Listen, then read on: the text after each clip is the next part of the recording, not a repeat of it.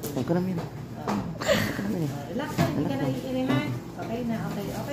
Good morning tayo kay Christine. Ayan, good morning, Ma'am si Christine. Siyempre si Ma'am si Christine ay medyo taga-Balanga City.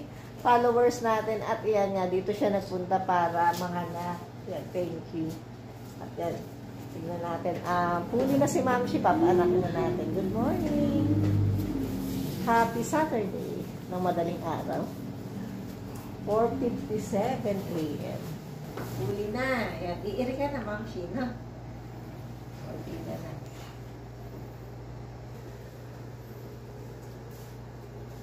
Tayo na natin matay ka, ha? Huwag ka namin. Relax na, hindi ka naiinihan. Okay na, okay. Huwag na iiri. Huwag ka na umiri. Huwag ka na umiri. Ayan. 5:07. Ayan. Good na. Pwede po pa picture. Oo.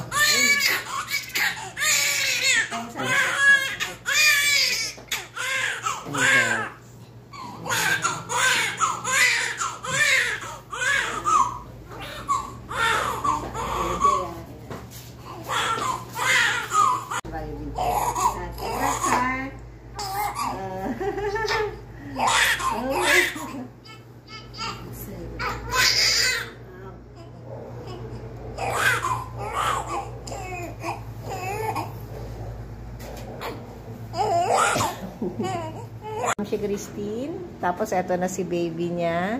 Nanay, congrats! O, diba? Daddy, halika rito. Ayan, congrats sa inyo. Nakaraos na. Si Ma'am si Christine, eto na ang kanyang baby girl. Christine ay pang-apat na anak. Tapos, puli na kasing dumating dahil taga-Balanga. 36 weeks pa lang pala si Ma'am si Christine. Pero puli na siya.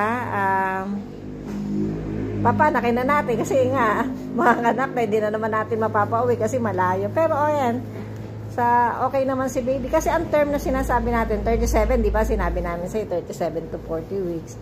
Kaso 36 weeks. Kaso mga anak ka na. So, kailangan na natin ilabas. Pero okay naman si baby, 2.9 na kilogram. Walang problema. Oo, congrats ha. Thank you po. Malaki naman. Hindi ka kaya nagkamali sa ano. Baka siguro po nagkamali ng bilang. Pero sa ultrasound mo kasi, meron kang ultrasound. Opo, ultrasound po. Ultrasound.